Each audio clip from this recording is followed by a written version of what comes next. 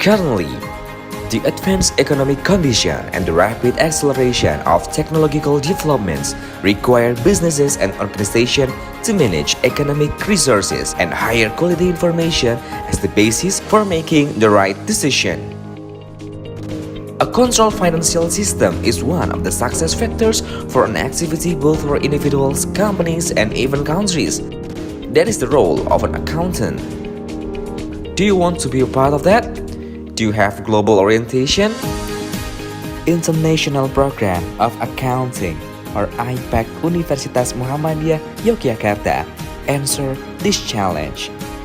International Program of Accounting or IPAC Universitas Muhammadiyah Yogyakarta is one of the undergraduate study program under the Accounting Study Program, Faculty of Economic and Business, Universitas Muhammadiyah Yogyakarta, and is one of the leading study programs with superior accreditation from BAN-PT. International Program of Accounting or IPAC is a special class that uses English as the language of instruction for students who are globally oriented, who plan to work in international companies or organizations, work abroad, or continue their education to abroad university. Currently, IPAC emphasize learning on business mindset in the digital era, where in this era, it takes an accountant who can build accounting information system and digital-based accounting audit. The presence of digital era is of course also balanced with the formation of Islamic character. IPAC students are required to participate in student exchange, credit transfer for one semester, and can participate in double degree program in Universitas Muhammadiyah Yogyakarta International University Partners. Undergraduate student will get title Bachelor of Accounting or SAK, and with double degrees, student can get 3 academic degrees, consist of Bachelor of Accounting or SAK, Bachelor of Arts or BA, and Magister of Business Administration or MBA within 5 years. It is intended that students get international experience, both academic and non-academic. What benefit will you get if you join IPAC?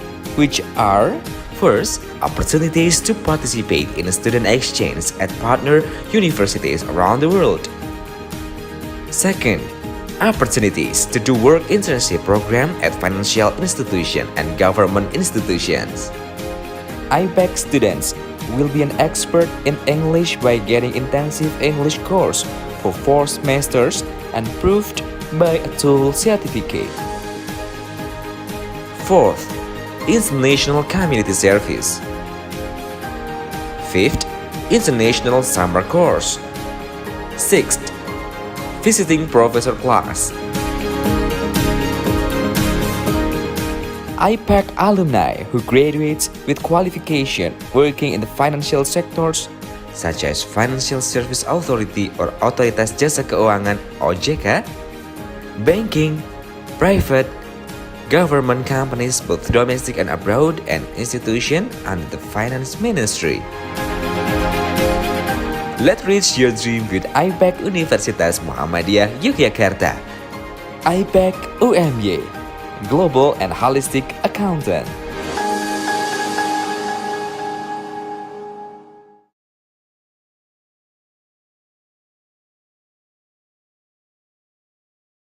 Assalamualaikum. Hi there. I am Dr. Hussam, Lecturer of Accounting in International Program of Accounting, IPAC UMA. The IPAC students are conditioned to be superior and have characters. The academic environment that shapes them among lectures, assignments, discussion, presentation using international language. Our guest lecture, professor, visiting companies, students exchange, credit transfer that make them global minded. I can speak Indonesian, but I always speak English as international when teach and discussion with the students to formalize them with the global atmosphere. The enthusiasm of students, the seriousness of program manager, and a conducive environment, for sure IPAC alumni will be a superior in accounting profession with Islamic values.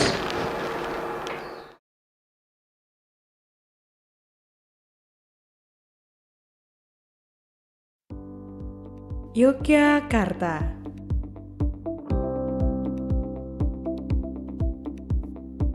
Jiwa dari Pulau Jawa. Kekayaan budaya yang terus terjaga melahirkan jiwa-jiwa bersahaja,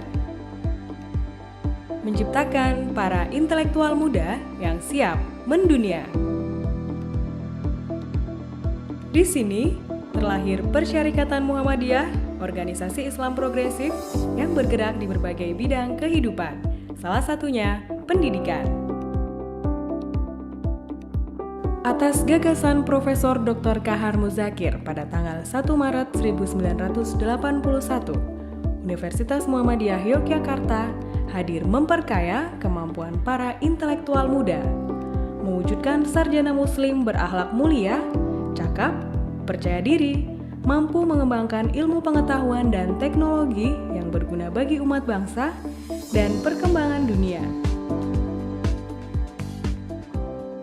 Program studi akuntansi Fakultas Ekonomi UMY itu didirikan tahun 1993. Waktu itu didirikan dengan dua latar belakang minimal.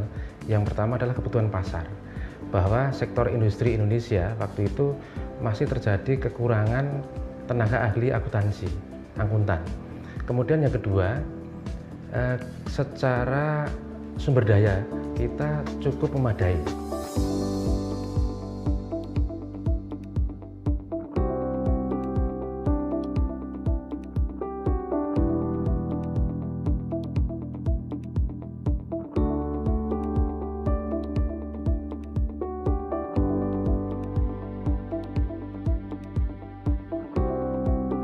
Di bawah pengelolaan yang profesional menuju world class quality dengan mengusung visi menjadi program studi akuntansi yang berorientasi global dengan bertumpu pada penguatan iman dan takwa kepada Allah Subhanahu wa Ta'ala, penguasaan ilmu pengetahuan dan teknologi akuntansi, serta menjadi pusat keunggulan yang bermanfaat bagi umat manusia. Dengan misi berperan aktif dalam proses pembangunan bangsa, pencerahan umat melalui Tridharma perguruan tinggi, dan menghasilkan Young and Global Accountant berakhlak mulia.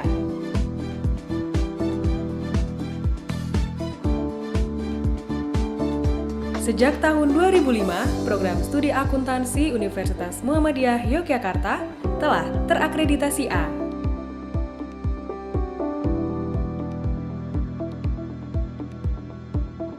Penciptaan atmosfer akademis dan pembentukan karakter kompetitif terus ditingkatkan, sehingga kepercayaan masyarakat terhadap program studi akuntansi Universitas Muhammadiyah Yogyakarta semakin tinggi, terlihat dari banyaknya jumlah peminat yang mendaftar.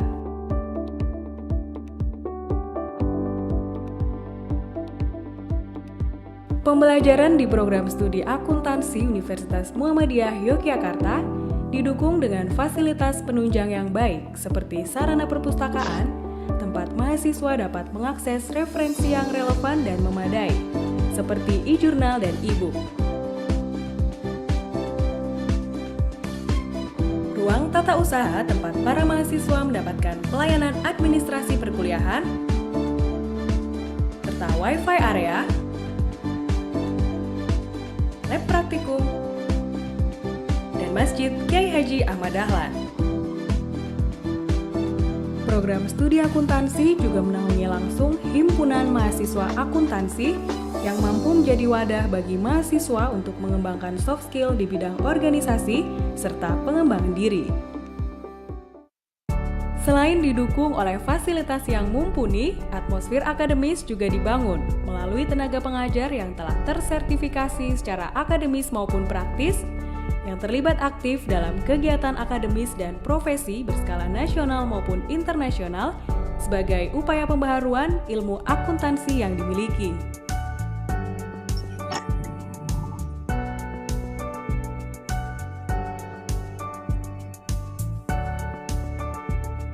Proses pembelajaran juga mengacu pada kurikulum berbasis kompetensi yang merujuk pada KKNI.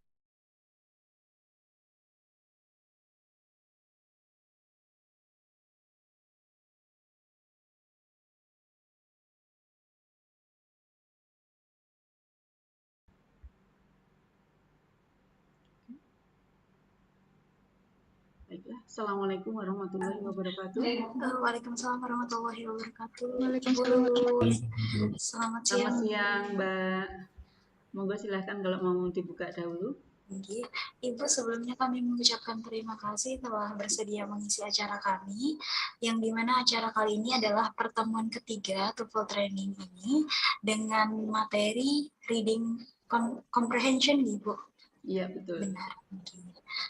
Untuk itu, untuk mempersingkat waktu, kami mempersilahkan Bu Lulu untuk memulai menjelaskan materi. Kepada Ibu Lulu, kami silakan. Ya, terima kasih waktunya. Assalamualaikum warahmatullahi wabarakatuh. How are you everybody? Waalaikumsalam warahmatullahi wabarakatuh. Okay, I hope everybody is doing fine today and you are still in a good fit condition, although you are still fasting, yeah? All right. Today's agenda is to continue to the next material of the TOEFL test, which is the third section. So the third section is reading comprehension section. And in the last two meetings, we have discussed some skills and also did some exercises related to the first and the second sections, which are listening and structure. And on this occasion, we are going to share, I'm going to share a bit, yeah, because we have limited time, so I'm going to share a bit about the third section, which is reading comprehension. So to begin with, let me share the file to you.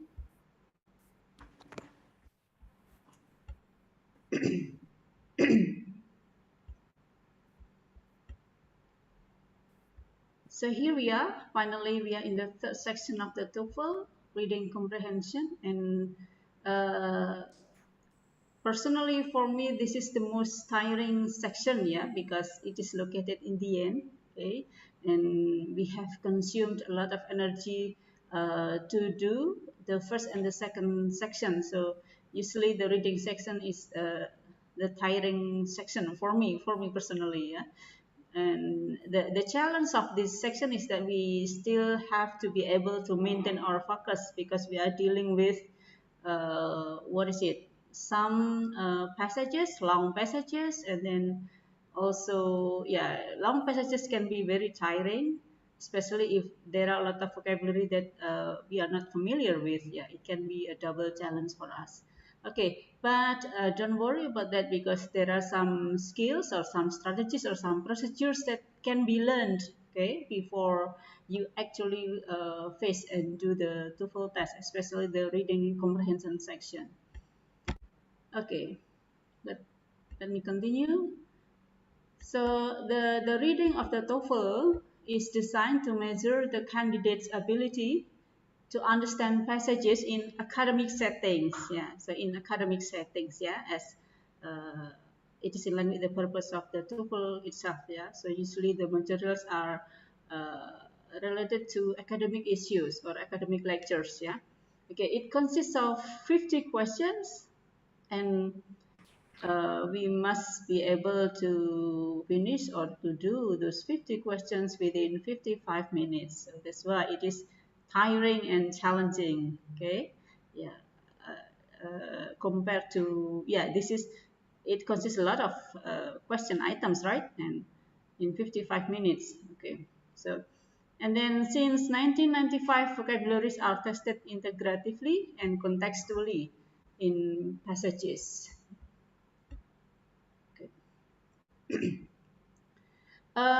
We can learn and we can try to get to know the types of questions and sample questions tested in the reading sections.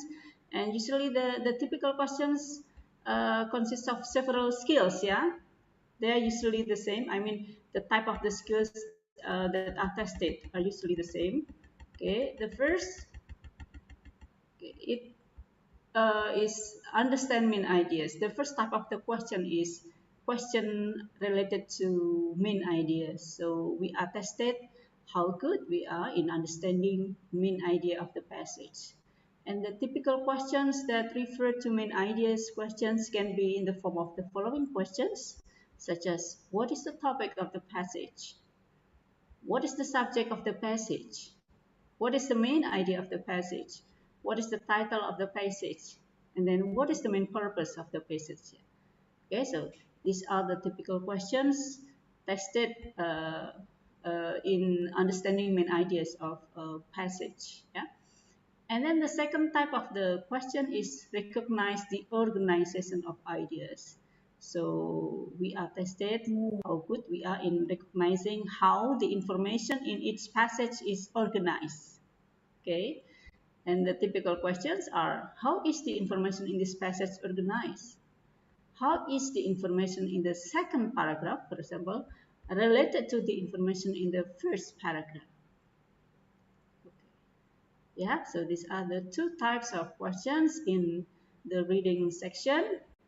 And now let me go on. Yeah.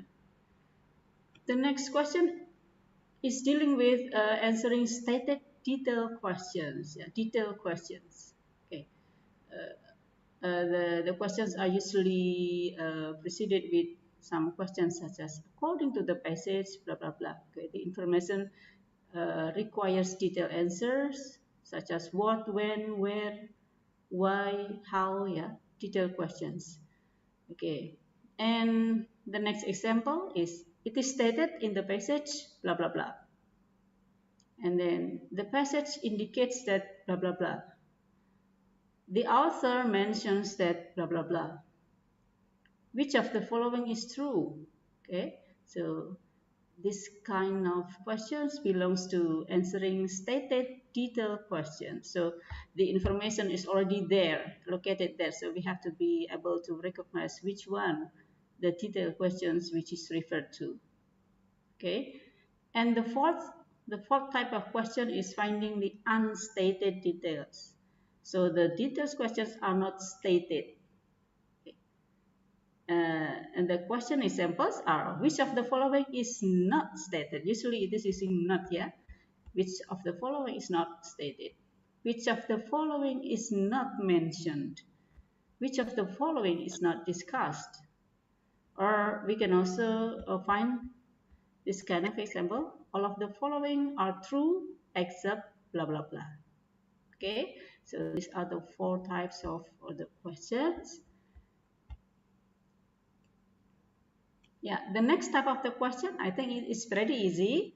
We can usually, most of us will be successful in finding or in answering this kind of questions.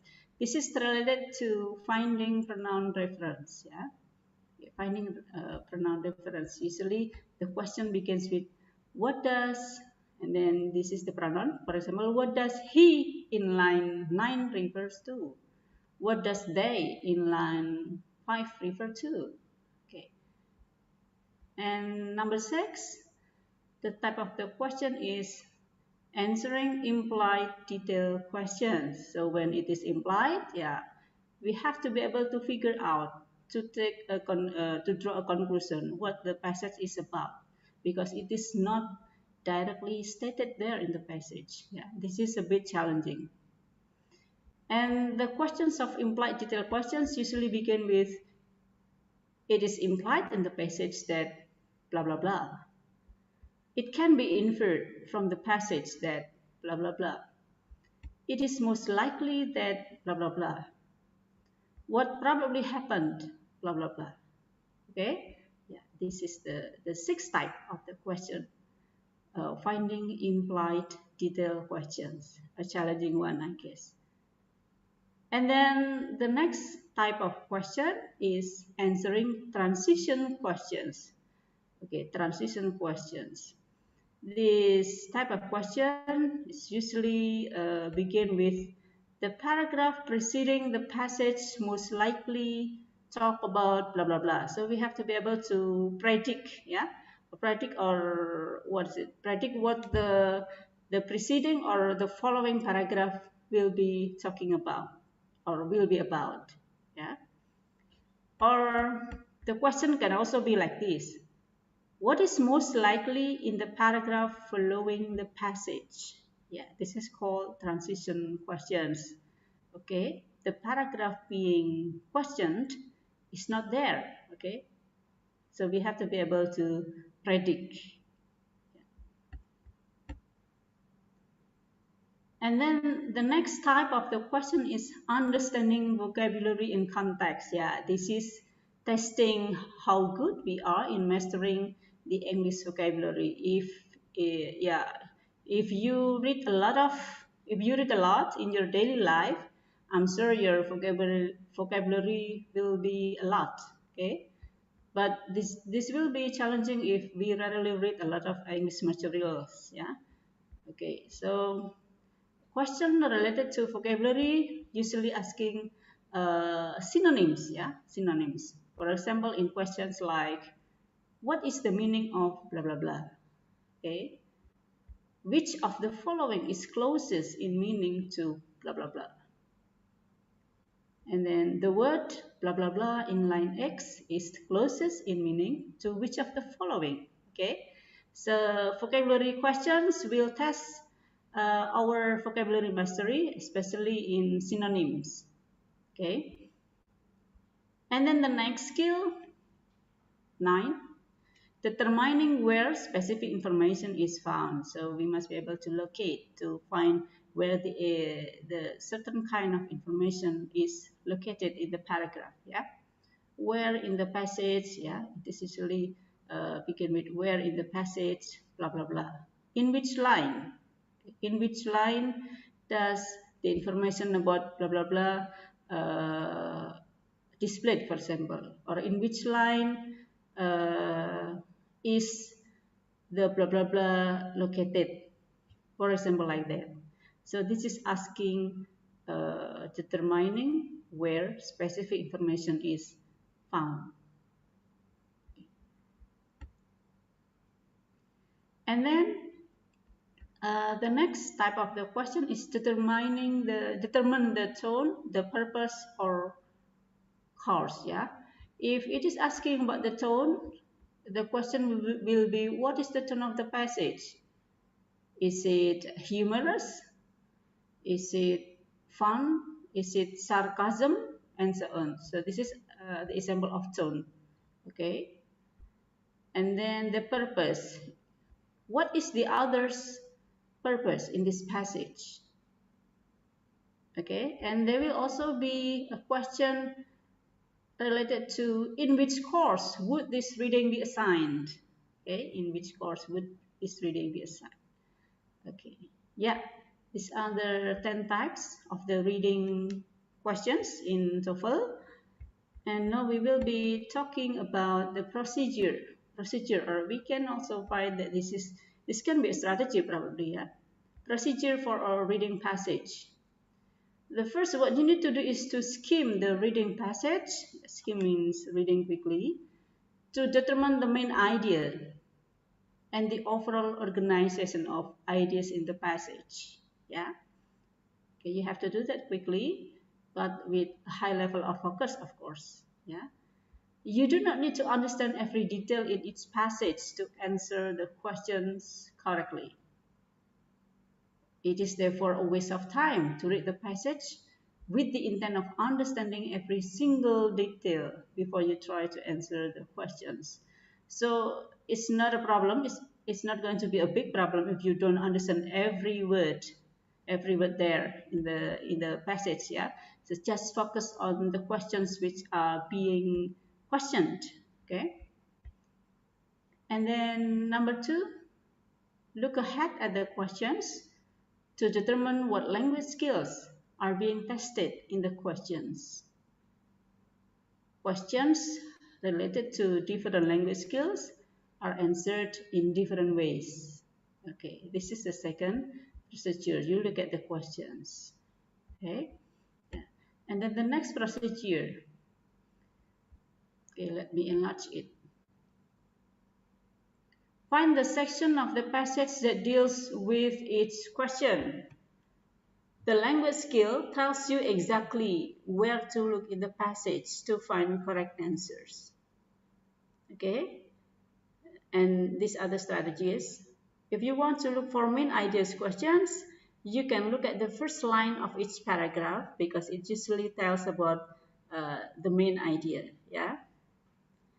If you deal with directly and indirectly answered detailed questions, you should choose a keyword in the question and scheme for that keyword or a related idea in order in the passage. Yeah, usually the detailed question is located in order. Okay, so it doesn't jump from, for example, from the first paragraph and then it jumps to the last paragraph and then it goes back to the middle section of the paragraph. No, but usually detailed questions are placed in order. And then if you deal with pronoun questions, the question will tell you where the pronoun is located in the passage. Yeah, usually the information about the line or the paragraph is usually provided there. Okay. And then for transition questions, how to deal with transition questions? Yeah, you can look at the beginning or the end of the passage. If the transition question asks about what does the preceding paragraph talk about, okay, it means we can look at the beginning of the paragraph, yeah, to figure out, oh, the preceding paragraph probably talks about blah blah blah. Okay, but if the transition question is asking you what does the following paragraph will be talking about, yeah, you have to look at the end of the passage. Okay, what the end of the passage talks about, so we can figure out what the following paragraph or what the paragraph after the end of the passage will be talking about. Yeah, this is the transition question. And then the next question is the vocabulary questions.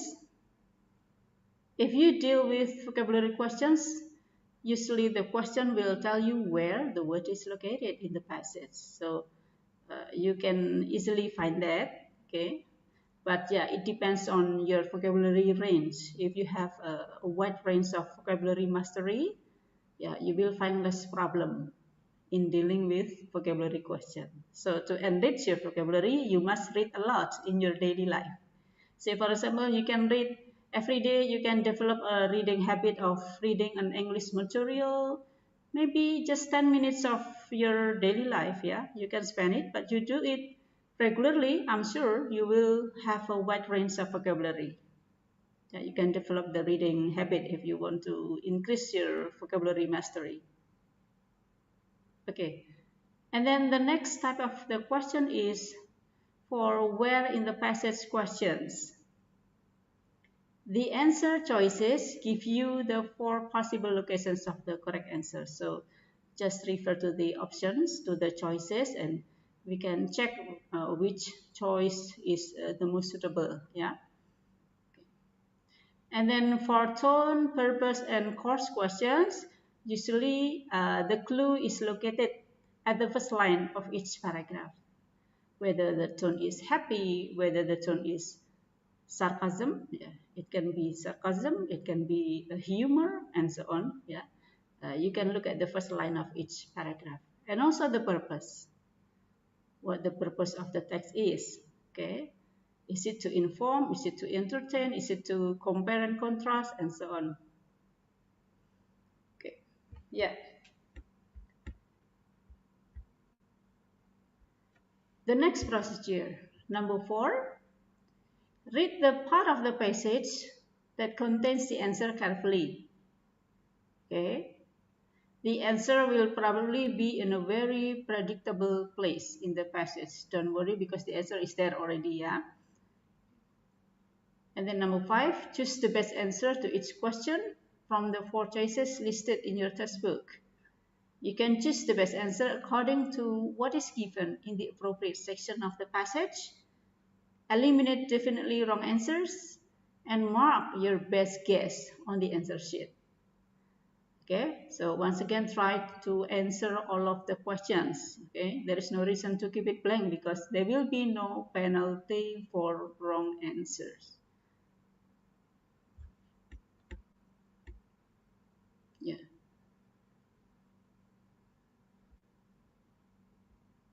Okay, I think I have given this, and now, yeah. In general, to build good reading skills, okay, it will be useful if you are familiar with skimming and scanning. Yeah, if you are good at skimming and scanning, it will help you in dealing with the TOEFL section, especially the reading section, because you will do it more efficiently, so you don't waste your time. Yeah, skimming means reading quickly for general meaning. So we apply skimming when we need to find what the topic is about, what the main idea is, and the general organizations of the text. We apply skimming. Okay, scanning is also reading quickly, but it is intended to find more specific information. Okay, so scanning means knowing what information you need to find before you read. So you do this by moving your eyes quickly to find the specific or particular information. Scanning is commonly used to look for a fact or a detail or a particular vocabulary word. Okay, so this is the difference between scanning and skimming.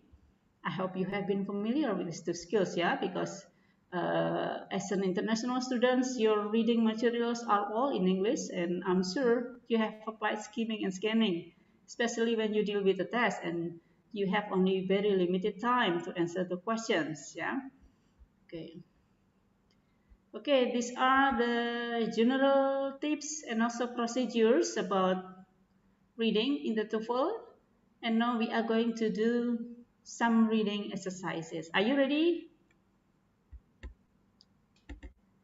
Okay, let me share the file to you.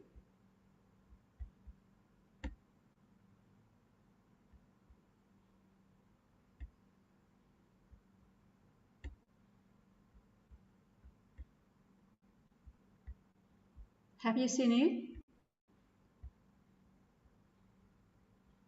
It's my Yes, file. me. Yes, you have seen it. Okay, good. Okay, so the first skill in the reading section is answer main idea questions correctly. Okay, so in my slides, I have given to you some examples of the questions related to the main idea questions. But maybe I can add here, besides what is the topic, what is the subject, what is the main idea, okay? We can also find what is the author's main point, or with what is the author primarily concerned, okay? Which of the following would be the best title, okay? So all of these questions refer to main idea questions, okay? And then where to find the answer for main idea question? The answer to this type of question can generally be determined by looking at the first sentence of each paragraph. So to identify which one the main idea is, we can focus on the first sentence of each paragraph. Yeah, for example, the question is, what is the subject of, what is the main idea of the second paragraph, for example. So you have to look at the first sentence of the second paragraph. Yeah. And then how to answer the questions? First, you read the first line of each paragraph. And after that, you look for a common theme or idea in the first lines. Okay, so if the question is what is the topic of the passage, it means you have to read the first line of each paragraph. For example, the passage consists of 3 paragraphs, so you must look at the first line of the first line of each paragraph of the paragraph 1, the first line of paragraph 1, the first line of paragraph 2, and paragraph 3. And then you look for a common theme. or idea in the first lines in those three first lines. So what do those first lines have in common? Yeah. And after that, you pass your eyes quickly over the rest of the passage to check that you have really found the topic sentence. Okay. And then eliminate any definitely wrong answers and choose the best from the remaining choices. So these are the general strategies for dealing with the main idea questions. Now we will have some exercises, but I didn't prepare a lengthy paragraph because I'm afraid you will get sleepy. Yeah, so I just give some short paragraphs here. Okay. Okay, please read this paragraph in about probably 5 minutes and then answer question number 1 and number 2.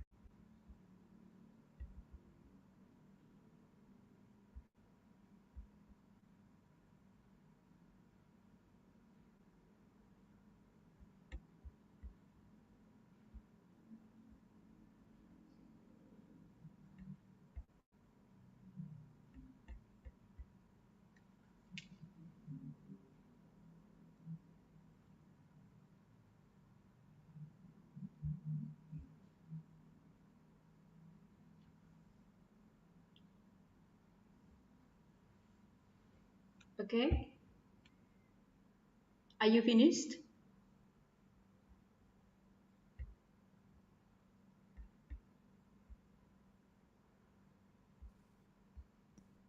Yes, Miss. All right, thank you. So now you can type your answers in the chat box and we will see together how many correct answers.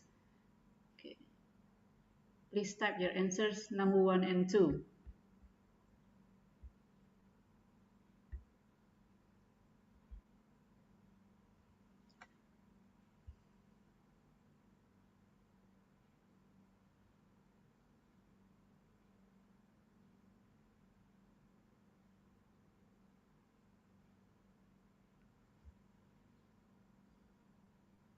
Okay, let me read for you. Fort Knox, Kentucky is the site of a U.S. Army post, but it is even more renowned for the Fort Knox Bullion Depository, the massive vault that contains the bulk of the U.S. government's gold deposit. Completed in 1936, the vault is housed in a two-story building constructed of granite, steel, and concrete. The wall itself is made of steel and concrete and has a door that weighs more than 20 tons. Naturally, the most up-to-date security devices available are in place at Fort Knox, and the Army post nearby provides further protection. Okay, so here we have the answer from Joe. Okay, number 1 is B, and then number 2 is C. Okay, I would like to know the answers from the other students, please. Please write down your answers.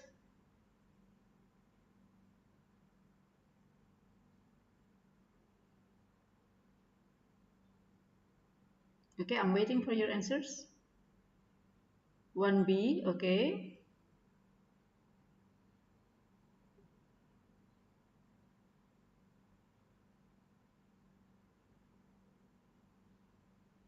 Different answers. Okay, yeah, I think Joe's and Ruth's answers are correct here. Which of the following best describes the topic of the passage? Yeah, considering the first sentence, let's take a look at the first sentence. Fort Knox, Kentucky is the site of a U.S. Army post, but it is even more renowned for the Fort Knox Bullion Depository, the massive vault that contains the bulk of the U.S. government's gold deposits. So So it talks about, yeah, that's right, the federal gold depository. So where the government keeps, where the government of the US stores the gold, yeah? Okay. Yeah, it's not talking about the city of Fort Knox, but it mostly talks about the federal gold depository. Yes, that's right. And then number 2, which of the following would be the best title for this passage? Yeah, that's right.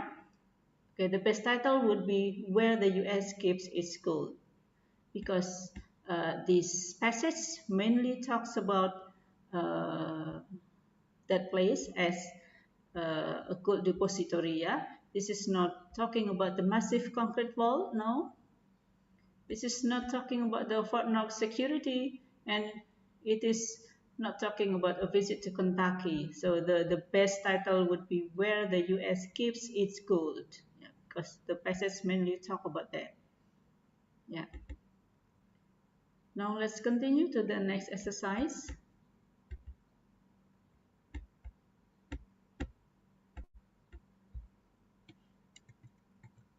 Sorry.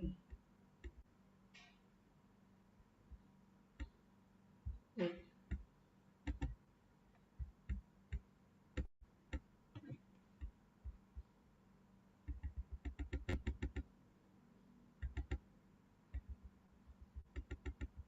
Okay. No, passage 2. Okay, I would like to ask a volunteer to read this passage loudly so that you are not sleepy. So, is there anyone who is willing to read this text loudly, please? Please open your mic.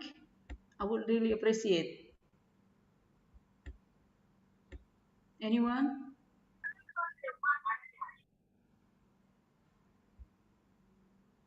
Okay, yeah, you can read that. Anyone? Open your mic. It's not that clear, but Yes, okay, yeah, you can read that.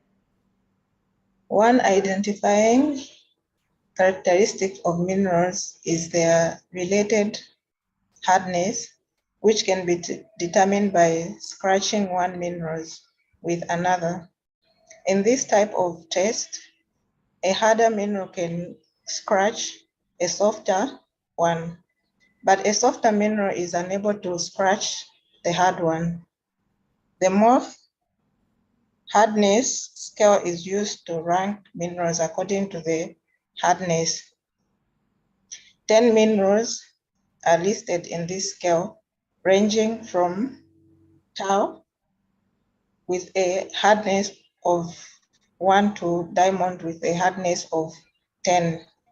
On this scale, quint number 1 is harder than feldspar number 6 and is therefore able to scratch it. However, feldspar is unable to make a maker on squat.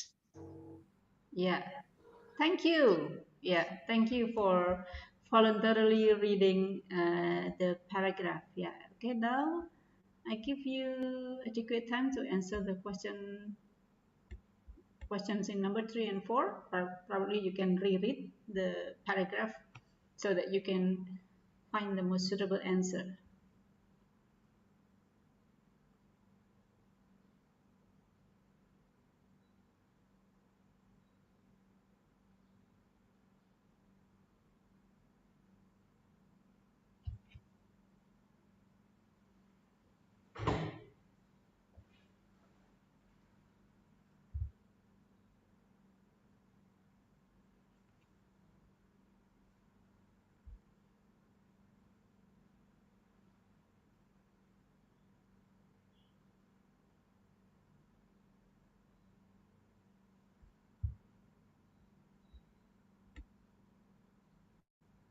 Okay, if you are done, you can type your answers in the chat box.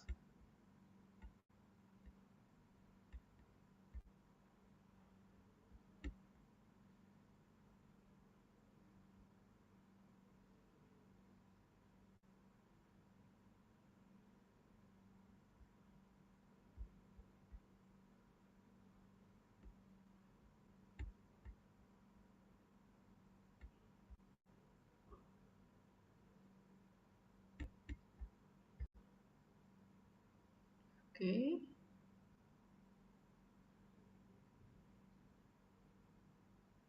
Okay, the others, please. I would like to see how many correct answers.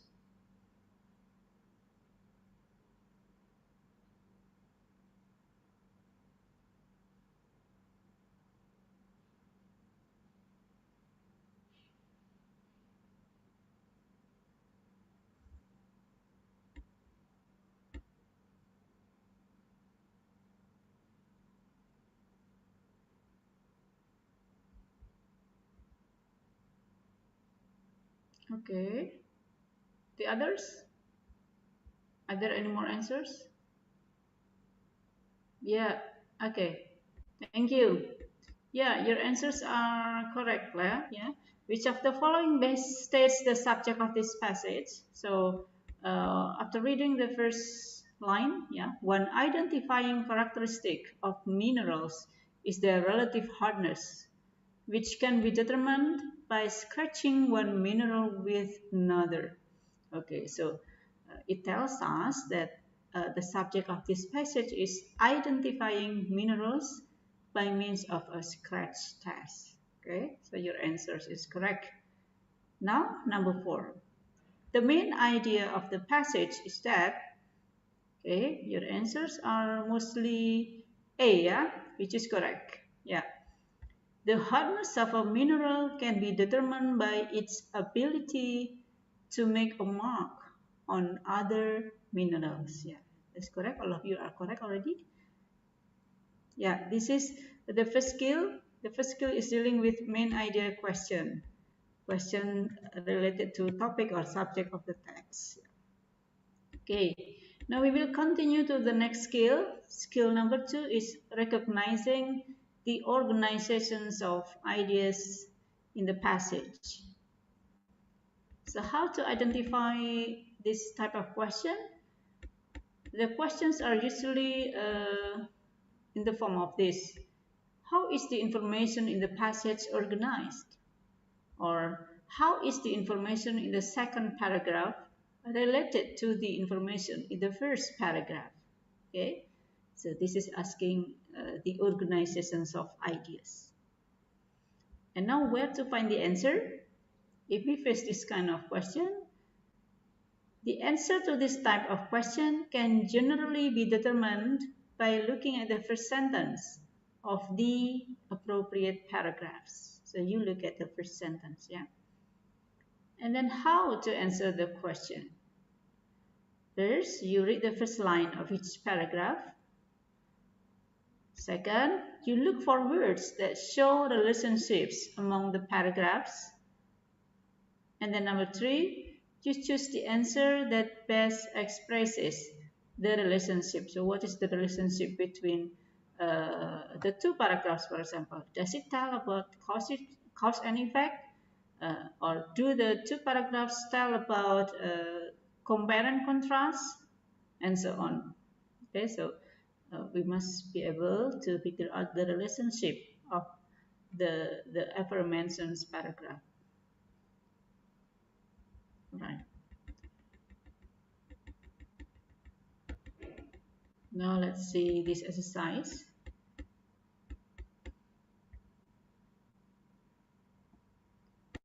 Yeah, let me enlarge it. Sorry.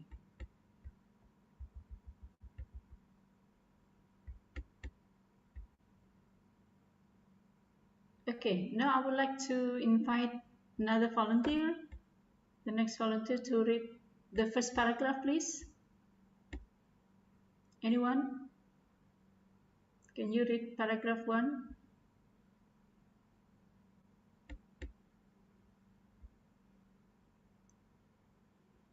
Any volunteer?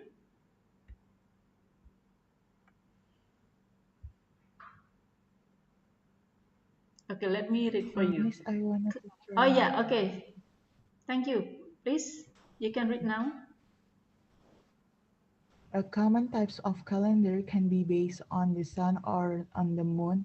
The solar calendar is based on the solar year.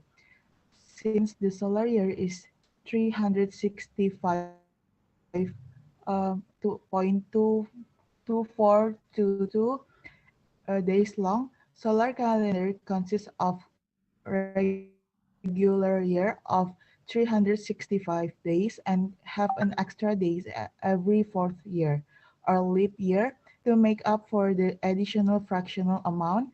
In a solar calendar, the waxing and waning of the moon can take place at various stages of each month. Okay, thank you. On, The lunar, okay, yeah, thank go you. on. Yeah, please go on. The lunar calendar is synchronized to the lunar month rather than the solar year. Since the lunar month is 29 and a half days long, most lunar calendars have alternating months of the 29 and 30 days. A 12-month lunar days thus has 354 days, 11 days shorter than a solar year. Yeah, thank you.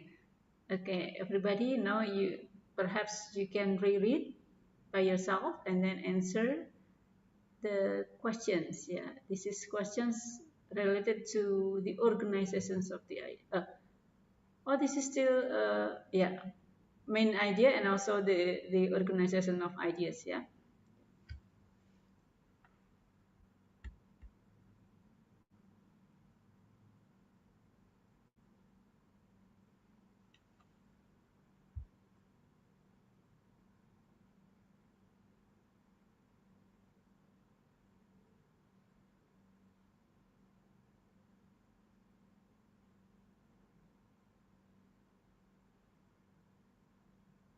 And when you are done, you can type your answers in the chat box.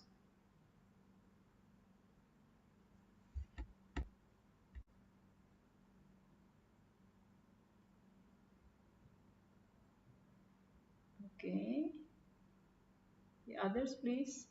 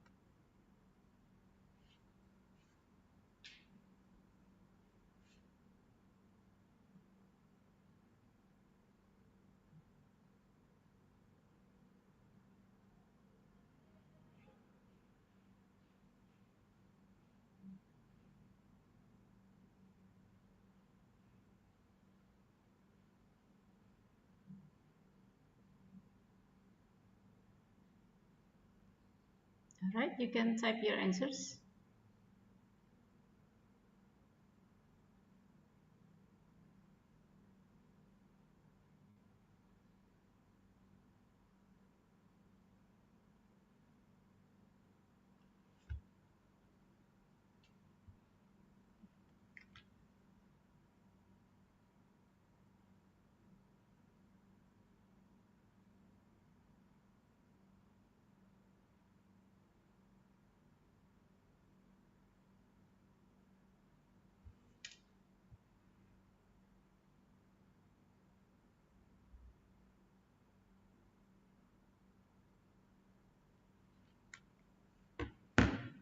Okay, are you done? When you are done, you can type your answers.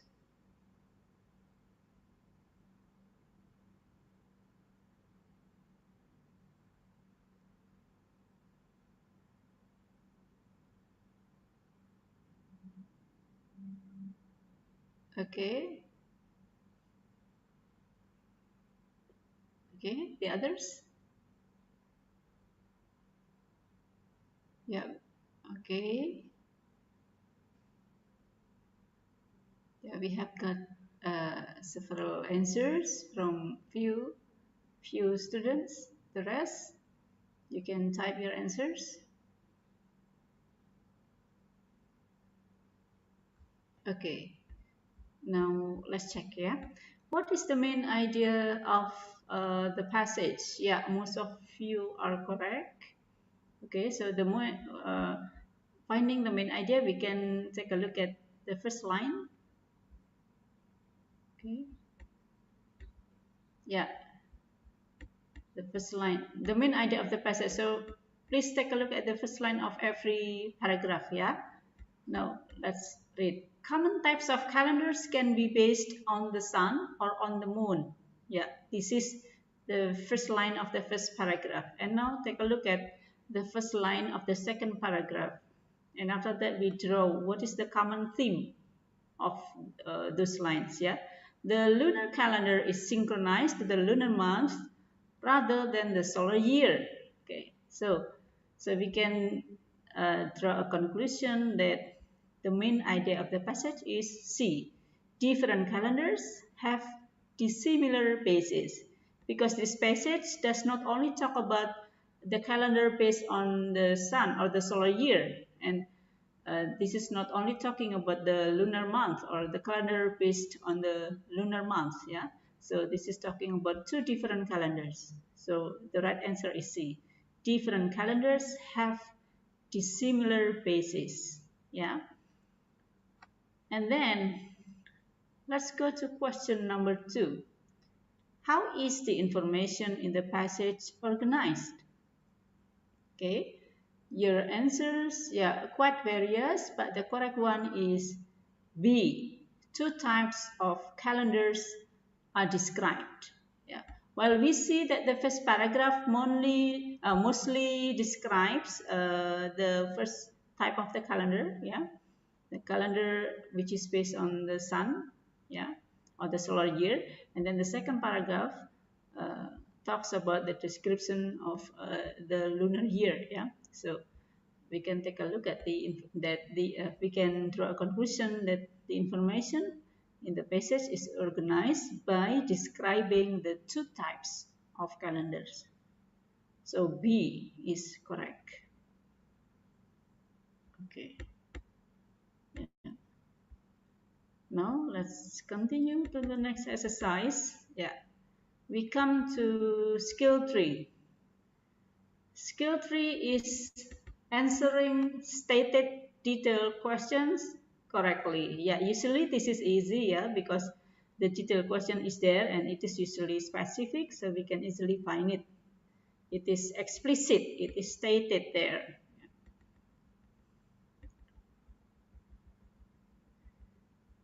And then how to identify this kind of question? Okay. The questions will be like this. According to the passage, blah blah blah. Yeah, this is usually followed with the question. It is stated in the passage, and then the passage indicates that blah blah blah. Which of the following is true? Blah blah blah. Okay. And now, where to find the answer? If we encounter this kind of question, the answers to these questions are found in order in the passage. Jadi munculnya sudah urut gitu ya. So it is already in order. So it doesn't jump from the questions are not jumping from the from the last paragraph and then go back to the middle paragraph and then to the top paragraph. No, but it is usually questions in order. How to answer the question? First, you choose a keyword in the question. What is the keyword? And then number 2, you skip in the appropriate part of the passage for the keyword or idea. So you look at the passage and then skim. Do that quickly and then find the keyword. 3, you read the sentence that contains the keyword or idea carefully. Yeah, read the sentence. Yeah, in which the keyword is located. And then after that, you go back to the options or the choices. You eliminate the definitely wrong answers and choose the best answer from the remaining choices. Okay, this is the stated detailed questions. Yeah. Now, an example.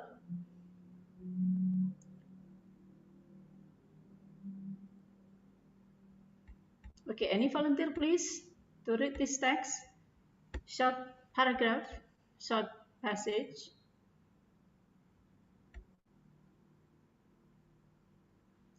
Please, anyone? Okay, I'll read. Okay, thank you. Ice ages. Those periods when ice covered extensive areas of the earth are known to have occurred at least 6 times.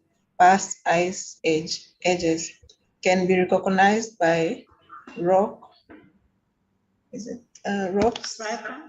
Yeah, rock strata Yes. that shows evidence of foreign materials deposited by moving walls of ice or melt, recognized from land informations that have been produced from moving walls of ice, such as U-shaped valleys, sculptured landscapes, and polished rock face.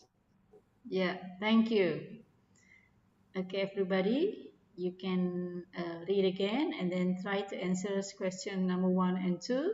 And when you are done, please type your answers in the chat box.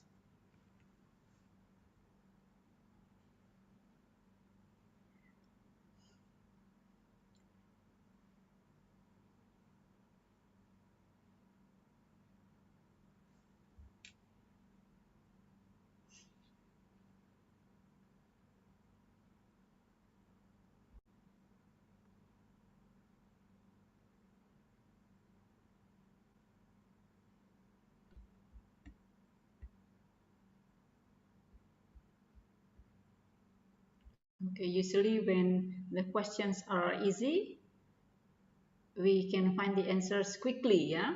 But if the questions are difficult, yeah, it takes a longer time to answer, yeah. And I think these questions are easy because a few students have been able to post the answers in the chat box. Okay, how many? The others, please write your answers.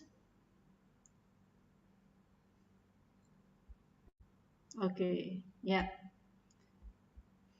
Question number 1, according to the passage, what happens during an ice age? Yeah, your answer is correct.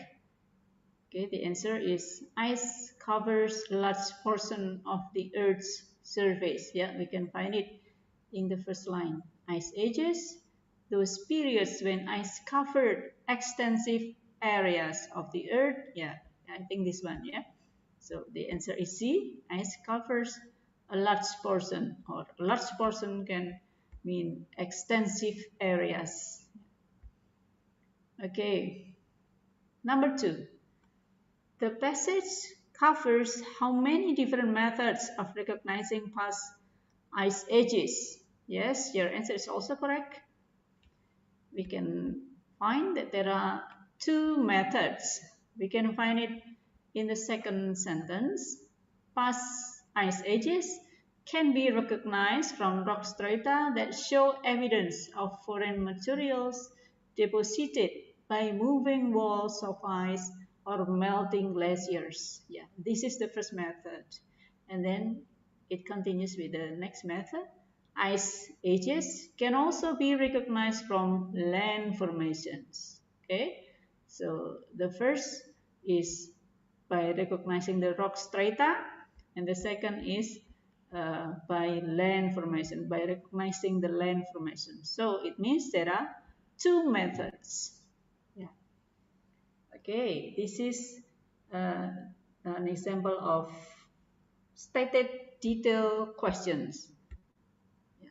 Let's go on. Skill number 4 is find unstated details. This is the contrary to the skill that we have just learned, unstated. What is it? Is unstated. If it is unstated, how should we find that? Okay. Well, this is the example, yeah. Okay. For example, like this. In English, there are many different kinds of expressions that people use to give a name to anything whose name is unknown or momentarily forgotten. The word gadget is one of such words. It was first used by British sailors in the 1850s and probably came from the French word cachette, which was a small hook. In everyday use, the word has a more general meaning. Other words are also used to give a name to something unnamed or unknown, and these words tend to be somewhat imaginative.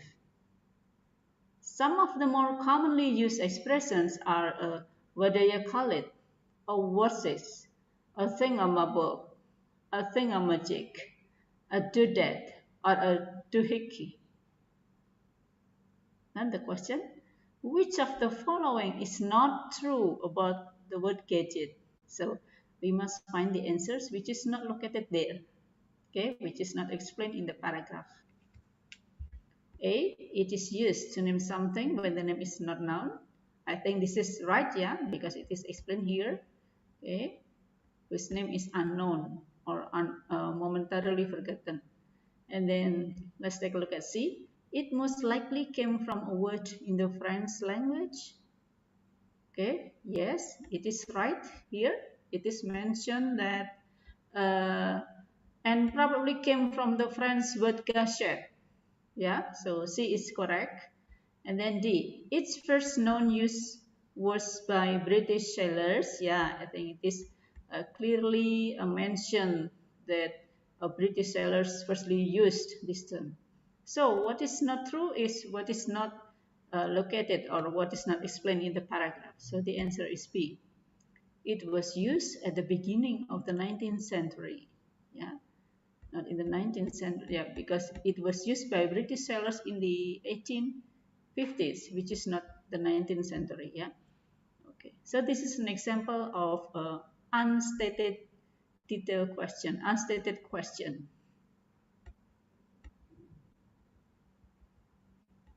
Now, how to identify unstated detailed questions? Yeah, we can recognize the typical questions such as, which of the following is not stated? Which of the following is not mentioned? Which of the following is not discussed? All of the following are true except blah, blah, blah. Okay, so these are the typical questions for unstated detailed questions. And where to find the answer? To find the answers, we can find it in order or in order in the passage. Yeah, so it is already in the passage. And how to answer the question? First, you choose a keyword in the question. What is the keyword or what is the idea? What is being questioned? And then number two, scan the appropriate place in the passage for the keyword or the related idea. Number three, read the sentence that contains the key idea or idea carefully. And then four, look for answers that are definitely true according to the passage. Okay, and then eliminate these answers. Jadi yang benar justru dihilangkan ya, you eliminate the correct answers ya. And then choose the answer that is not true or not discussed in the passage. Okay, these are how to answer the unstated detailed question. Now let's have the exercise. Okay.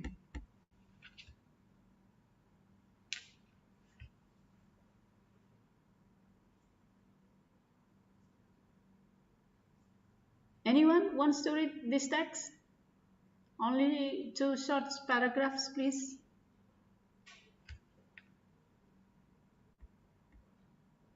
Any volunteer? Okay. Yeah. Blood plasma is a clear, almost colorless liquid.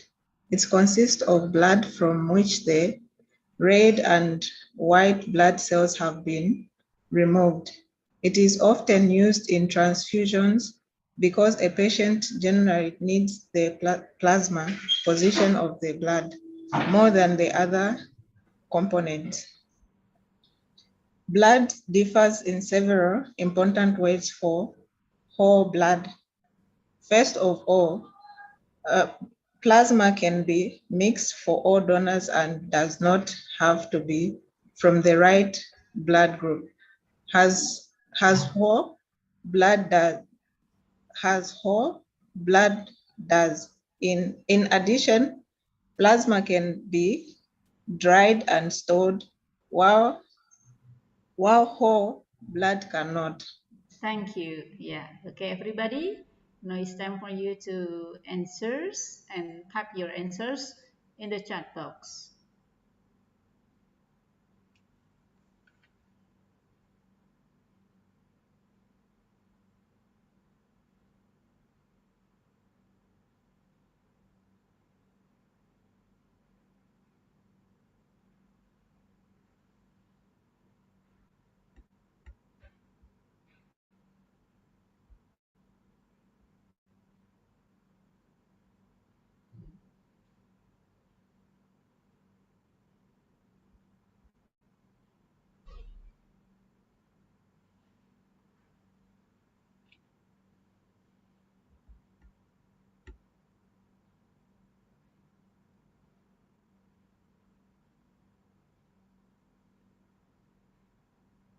Okay. Some students have answered question number 1.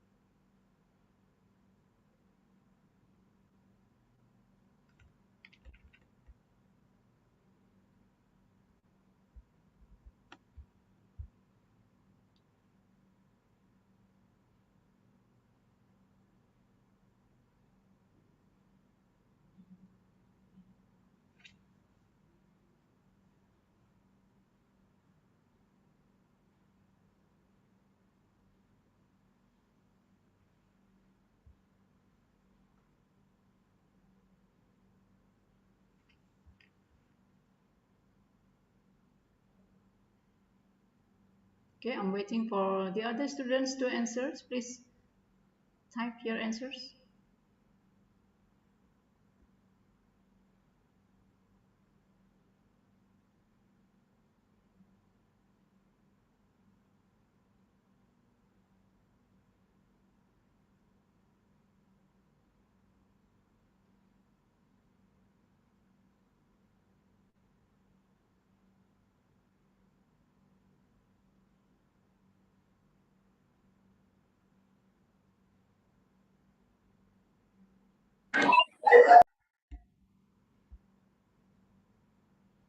Number 2, please. Question number 2.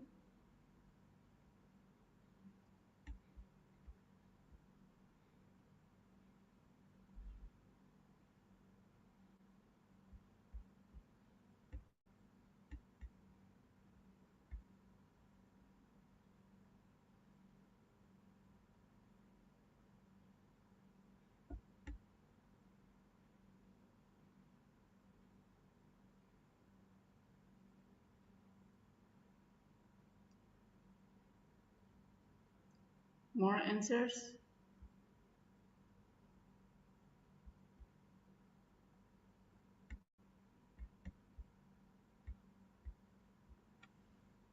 More students, please.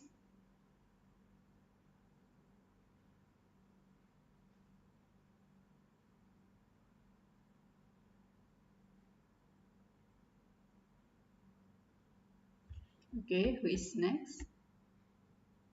Okay.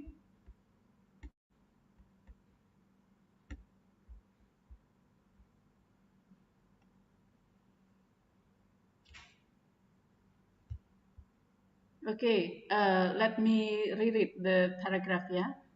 Blood plasma is a clear, almost colorless liquid. It consists of blood from which the red and white blood cells have been removed. It is often used in transfusions because a patient generally needs the plasma portion of the blood more than the other components. Plasma differs in several important ways from the whole blood. First of all, plasma can be mixed for all donors and does not have to be from the right blood group as whole blood does. Okay. In addition, plasma can be dried and stored, while whole blood cannot. Okay. Yeah. Now, let's go to the first question. All of the following are true about blood plasma except, so when it's except, it means you have to recognize the wrong answer. So which one is wrong about blood plasma? Your answer is mostly A. Yeah, that's right. Okay. It is a deeply colored liquid. So this is wrong because here it is mentioned in the first line that blood plasma is a clear, almost colorless liquid. Okay. Now let's go on to number 2. I think some people get confused to answer number 2 because some of them change the answers, yeah. That's why I'm waiting for more students to answer number 2 because yeah, it seems that it's a little bit confusing. Okay. Now, which of the following is not stated about whole blood? Yeah. A. It is different from plasma. Yeah, I think it is clearly stated that whole blood is different from plasma. Yeah, as we can find it in the first line of the second paragraph. Plasma differs in several important ways from whole blood. So A is not the correct answer. And then what about B? Okay, because most of your answers are B, and then some students correct it to be C. Yeah. Okay, let's see. Let's see. B, it cannot be dried. Let's see this sentence. In addition, plasma can be dried and stored, while whole blood cannot. It means that it is stated that whole blood cannot be dried. Okay, so B is not the answer. Yeah. Okay, what about C? C is the same as B. In addition, plasma can be dried and stored, while whole blood cannot. It is stated that whole blood cannot be dried, whole blood cannot be stored. So the answer is not B or C or A. So the answer is D. It is not stated that whole blood is a clear colorless liquid. Yeah, this is not stated. Okay, so the answer is D. Yeah. So this is skill number 4. Now let's go on to the next skill.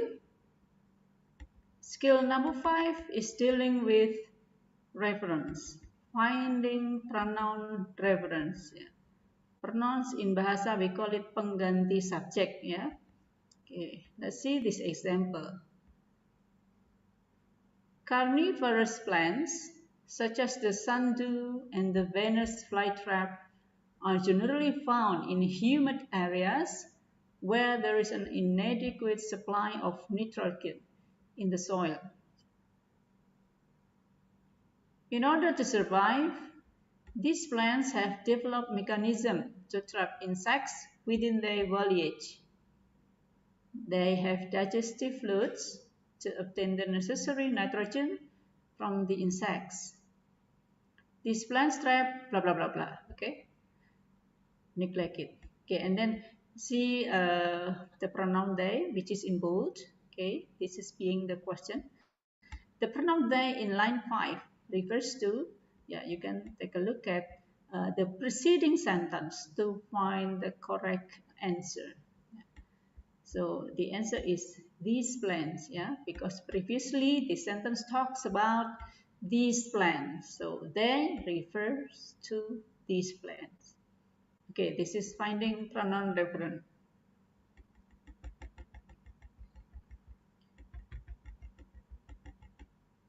Okay, because it's easy, I think you can easily identify the finding pronoun reference. Yeah, when you encounter this kind of question, you look at the preceding sentence. Yeah, you look at the preceding sentence, and then you will be able to find what is being talked. Yeah. Now, the next exercise. The full moon that occurs nearest the equinox of the sun has become known as the harvest moon. It is a bright moon which allows farmers to work late into the night for several nights. They can work when the moon is at its brightest to bring in the fall harvest. The harvest moon, of course, occurs at different times of the year in the northern and southern hemispheres. In the northern hemisphere, the harvest moon occurs in September at the time of the autumnal equinox. In the southern hemisphere, the harvest moon occurs in March at the time of the vernal equinox. So, please type your answer.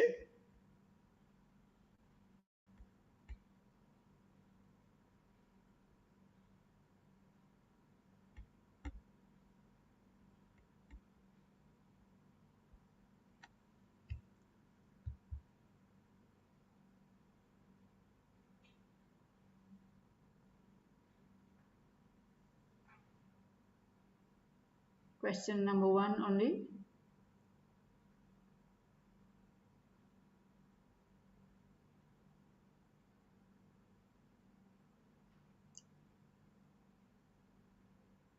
What's your answer? Yeah. Okay. Yeah, that's right. Yeah. Okay. So the word or the pronoun it in line 2 occurs to the sea, the harvest moon.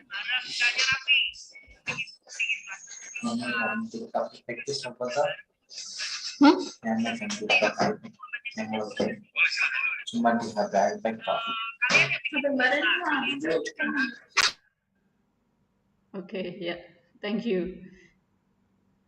Yeah, so the pronoun it in line 2 refers to the harvest moon because previously the preceding paragraphs ended with this, yeah, as the harvest moon. Okay, yeah, I think it's easy. The pronoun question can be can be easily solved. Okay, now we go to the next skill. Skill 6 is answering implied detailed questions correctly. Okay, implied and detail. Implied and detail. Okay, let's see the example. The example from the paper double test is as follows. Let me read for you. The Hawaiian language is a melodious language in which all words are derived from an alphabet of only 12 letters, the 5 vowels A, E, I, O, U, and the 7 consonants H, K, L, M, N, P, W. Each syllable in the language ends in a vowel, and 2 consonants never appear together. So vowels have a much higher frequency in the Hawaiian language than they do in English. This musical sounding language can be heard regularly by visitors to the islands. Most Hawaiians speak English, but it is quite common to hear English that is liberally spiced with words and expressions from the traditional language of the culture. A visitor may be greeted with the expressions aloha and may be referred to as a malihini because he is a newcomer to the island. The visitor may attend an outside luau where everyone eats too much and be invited afterwards to dance the hula. Okay. And then, the implied unstated questions, the implied detailed questions. which of the following is probably not a Hawaiian word? Yeah, so we can find these answers by recognizing the characteristics of Hawaiian words as mentioned in the paragraphs. Yeah, here we can see that the characteristic is each syllable in the language ends in a vowel. Yeah, and two consonants never appear together. Two consonants never appear together. So Macleya is not normally an Hawaiian language because this word has two consonants that appear together. Yeah. Okay. Macleya, the K and L consonants. Okay, so this is an example of unstated or implied detail question. And now, how to identify this kind of questions? Yeah, the questions can be in the form of, it is implied in the passage that blah blah blah. It can be inferred from the passage that blah blah blah. It is most likely that blah blah blah. And what probably happened blah blah blah. Okay, so this is the typical questions for implied detail questions. And where to find the answer? To find the answer, we can find in order in the passage because usually the information is already in order in the passage. And how to answer the question? First, you choose the keyword in the question and then scan. Yeah, scan means moving your eyes quickly to the passage to find the keyword and carefully read the sentence that contains the keyword and look for an answer that could be true according to that sentence. Okay, so this is how to answer implied detail questions. Let's go on to the exercise. Yeah, it's a little bit longer, but only 3 paragraphs, don't worry. Okay, can I have someone to read the first paragraph? May I choose someone to read the first paragraph, please? Okay, do you mind reading the first paragraph? Is it? Let me choose Amelia. Amelia Putri, could you please read the first paragraph? Yes, Miss. Okay. Eski, es, Eskimos needs efficient and adequate means to travel across water in the areas where they live are surrounded by oceans, bays, and inlands, and dotted with lakes and seas. Two different types of boats have been developed by Eskimos, each constructed to meet specific needs. Okay. Yeah. Thank you, Amelia. Now, can I have Fia Anissa to read the second paragraph? Fia, could you please read the second paragraph? Or maybe I can turn to Irfi Medina. Irfi? Yes, Miss. Okay, could you please read the second paragraph? The kayak is something like a canoe that has been covered by a deck. A kayak is generally constructed with one opening in the deck for one rider. However, some kayaks are made for two because the deck of a kayak is covered over except for the hole or holes for its rider or riders. A kayak can tip over in the water and roll back up without filling with the water sinking. One of the primary uses of the kayak is for hunting. Yeah, thank you, Irfi. Now, let me turn to Andi Agassi. Andi, could you read the third paragraph?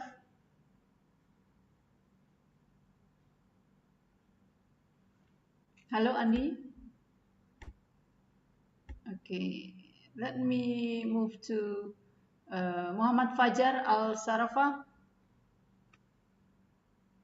Could you read the third paragraph?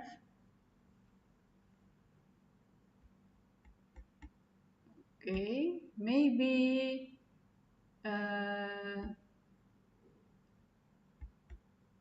Elsie Dwita. Elsie? Elsie, could you read the third paragraph, please? All right, Andin Femi.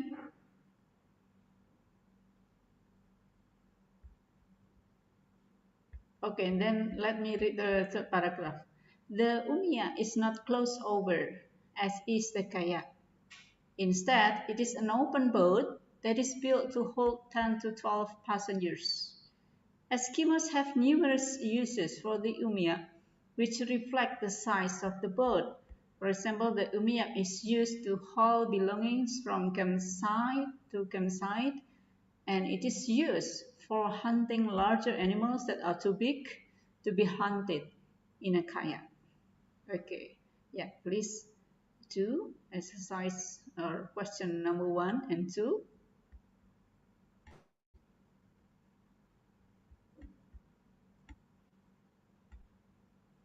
And type your answers in the chat box.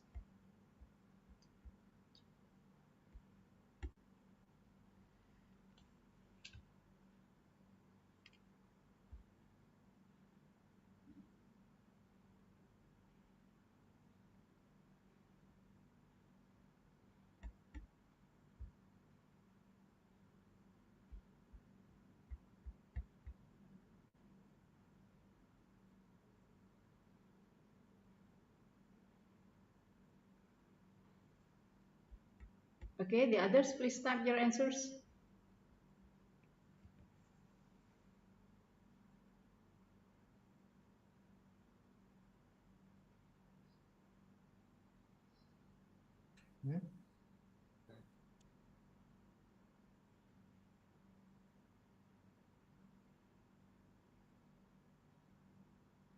Okay, I'm waiting for your answers for question number 1 and 2.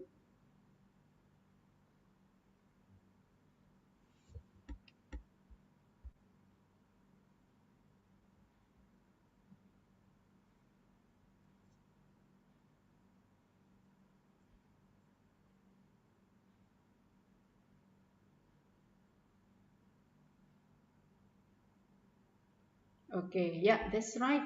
Okay, so your answers are correct. It is implied in the passage that if a kayak has two poles, then it accommodates two riders. So we can find it in, what is it, paragraph second?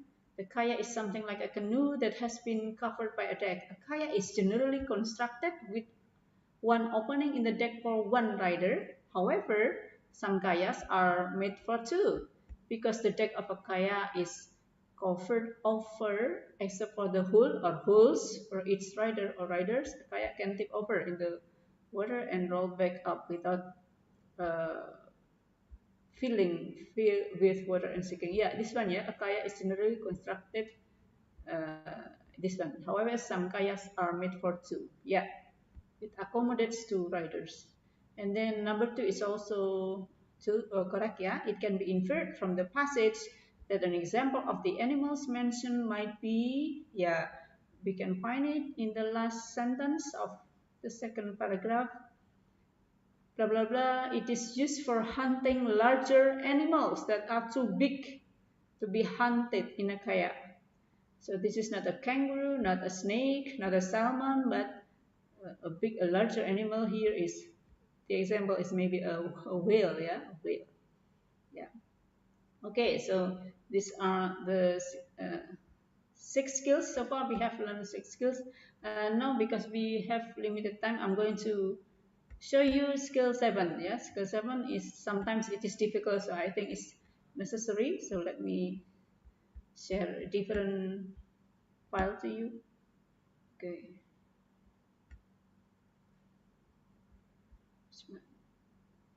Okay, wait a second.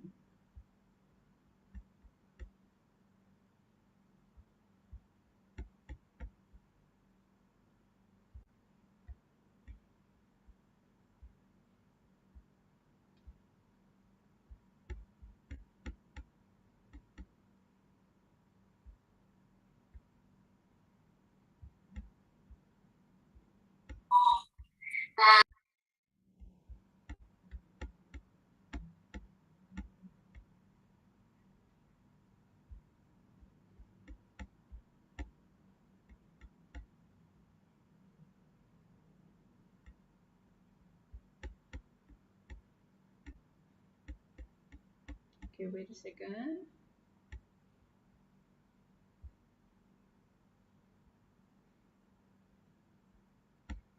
No.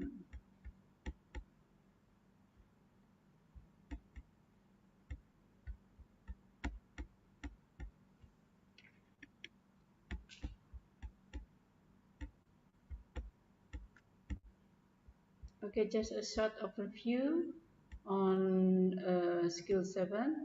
Wait a second.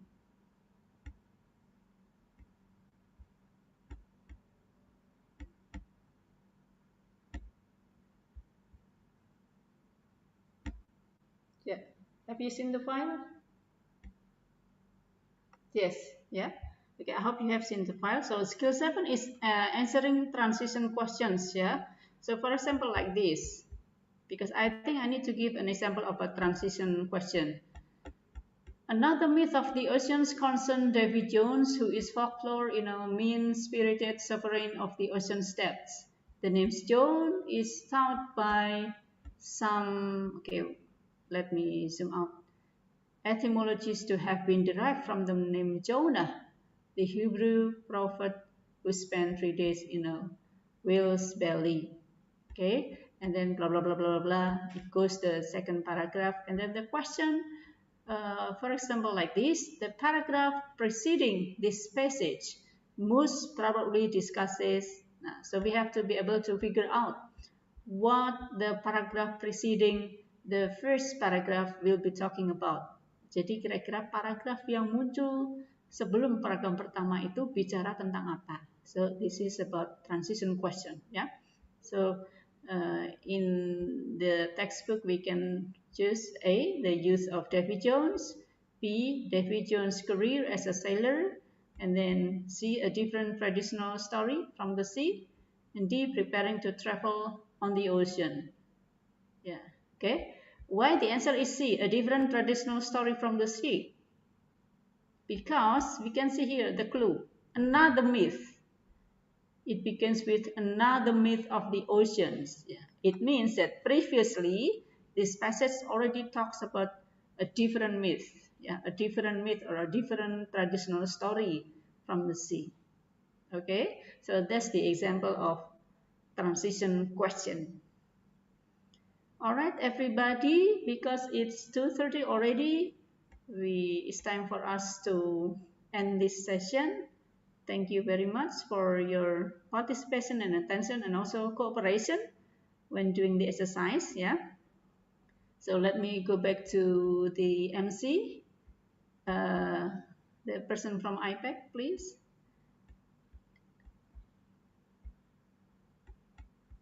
Halo, Mbak dari IPAC. Ini saya sudah selesai. Apakah saya tutup sekalian?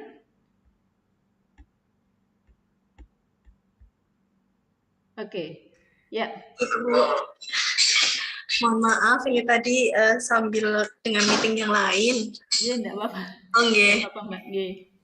Siap, Ibu. Ini sudah selesai nggih? Sudah, ya. Oke. Baik, Ibu. Berarti untuk mohon maaf untuk tesnya nanti akan dilaksanakan hari Sabtu. Nanti sudah tidak dengan Ibu nggih berarti? Ya. Langsung dengan LTC. Ya. Baik Ibu, kalau gitu untuk sesi ini kami ucapkan terima kasih, sesi terakhir.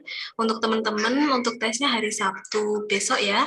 Misalnya nanti mau lihat videonya untuk belajar lagi, bisa dilihat di YouTube kami. Itu Bu, terima kasih Ibu sudah mau mengisi selama 3 hari ini. Terima kasih sama-sama Mbak, terima kasih. Bisa ketemu di lain kesempatan Ibu.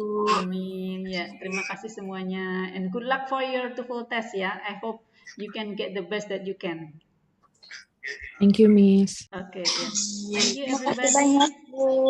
Yeah, okay. Thank you and have a nice day. Good luck for the test. Assalamualaikum warahmatullahi wabarakatuh. Waalaikumsalam warahmatullahi wabarakatuh.